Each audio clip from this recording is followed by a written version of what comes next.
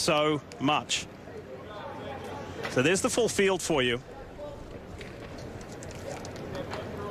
And you'll see in lane 1, right on the inside there with those bright yellow spikes, Shericka Nelvis. Shericka Nelvis is two-time U.S. indoor champion. She was 5th at the last Olympic trials, but she has made world championship teams in the past, including in 2015.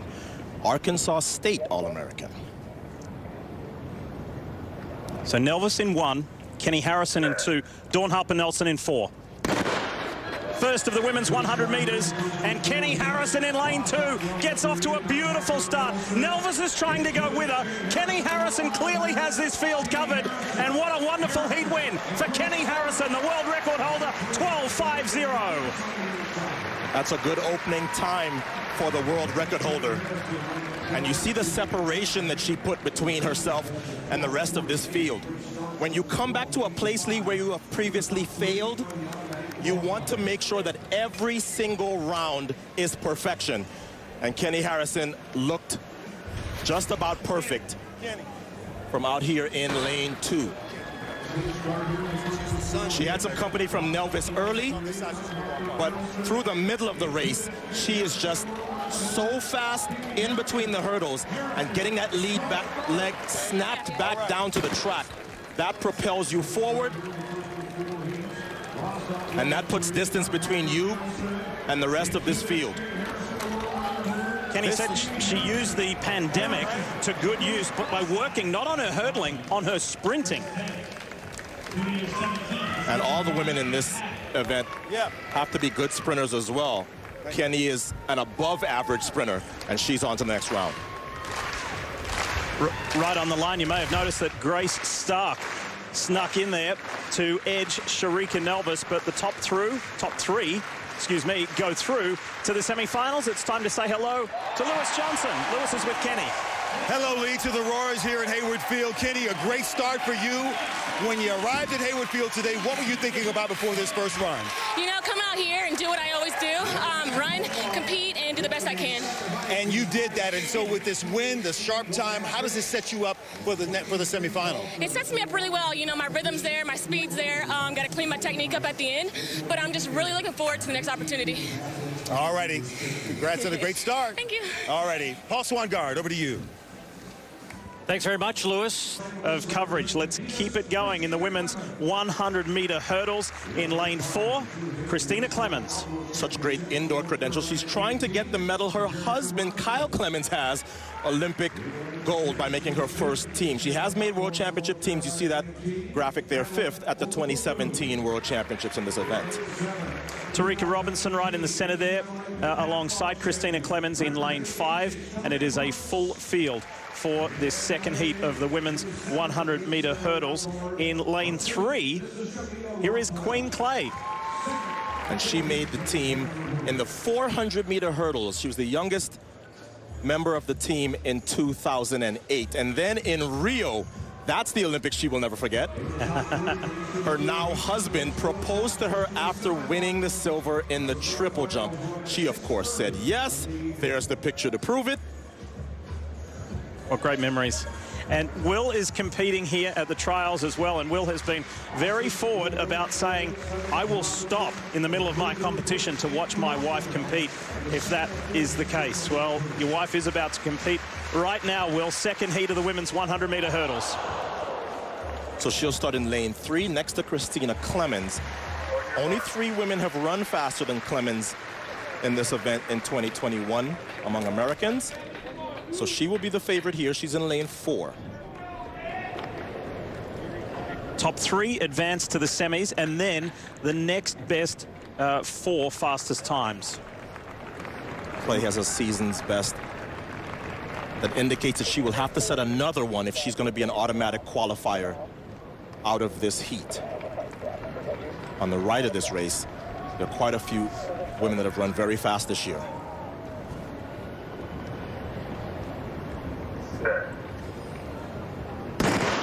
Queen Clay in that bright pink top. Christina Clemens alongside Clemens, clearly out fast. Robinson alongside her running well. Out wide, Talia Brooks is doing also well also. She's pushing Brooks to the line. It's close between Christina Clemens and Talia Brooks. Not quite as fast as we saw Kenny Harrison run, but I think Queen Clay did get the season's best that she's going to need to advance. Talia Brooks is your winner. But what did Queen run? I think they're taking a little extra time to look at that, Addo. And that usually means that there's a lean for third, because remember, only the top 3 are automatically qualified through to the semifinal round. So it is Queen Clay that gets the third automatic spot. Here's Talia Brooks. She was in lane 7. Clemens got out well, 3 lanes to her left, but those 2 led everyone else over those last 4 hurdles. And Brooks actually had a nice close to get to the line first. Boy, that was so close. 2 1/1000ths of a second is what got Queen Clay that automatic qualification. Look, right there. And here's the reaction from Queen when she finally finds out, I made it, I'm going through to the semis.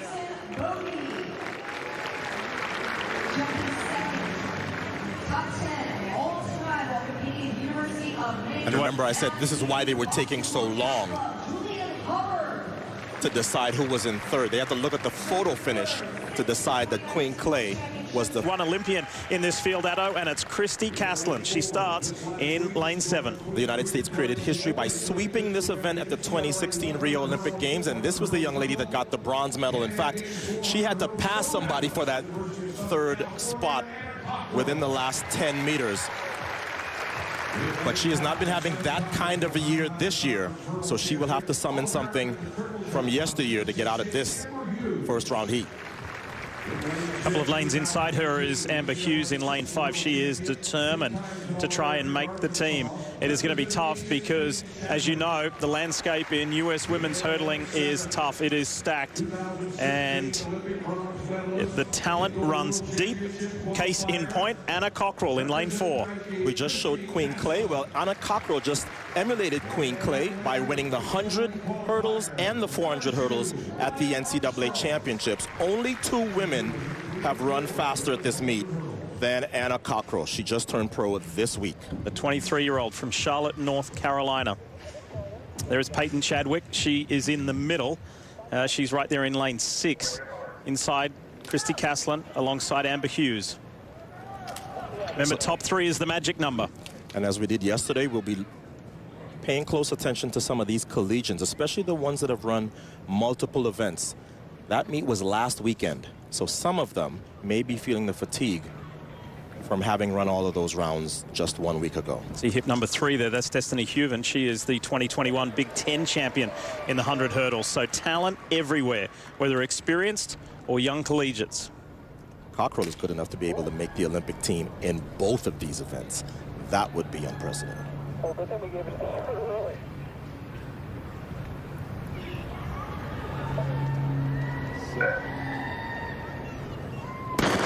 Third heat of the women's 100 hurdles. Who got out to a great start? Aaliyah Armstrong in lane 8 most certainly did. Now here comes Anna Cockrell. She's being pushed though on the inside by Jones. And so Huven. Wow!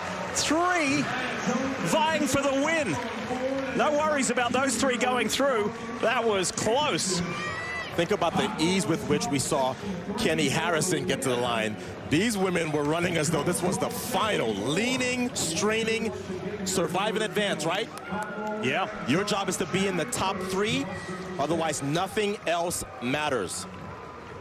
So there's Chadwick on the right, Cockrell on the left. Cockrell has been given the decision 12:63 for the win. Chadwick is also safely through with 12:66 in third. And Jones second at 12:64. Christy Caslin, 12:88. So here's a look at the NCAA double champion, Cockrell. Look at the lead that Aaliyah Armstrong had on the left. But now Cockrell gets into her running. And she had a really good final 5 hurdles. That got her to the line in first, and she is safely through to the semifinal round. Christy Caslin will have to rely on her time. She came across the line in the top 5, as the results will tell you.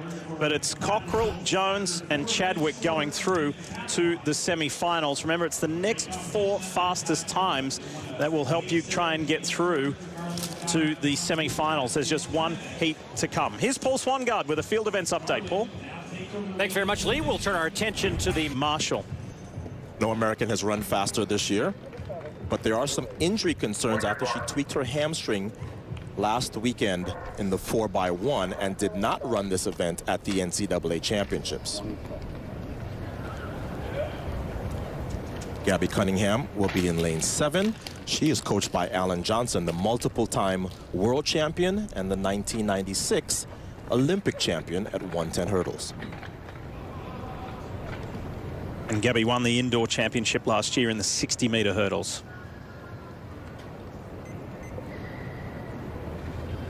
The Olympic champion in lane 1, fastest American in lane 5, Tania Marshall.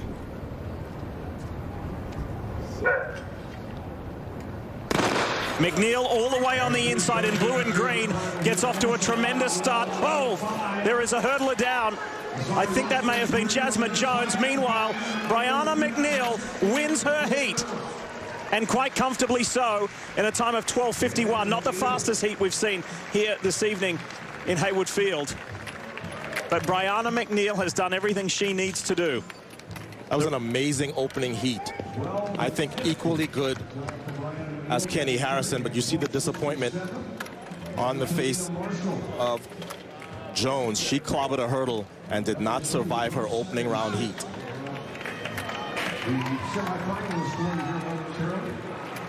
So Cunningham is safely through. She got second. We know McNeil was first across the line. And Tania Marshall, the fastest American this year, hung on for third. Jasmine Jones being helped to the infield. This is what happened to her. Look to the left. So McNeil is in 1.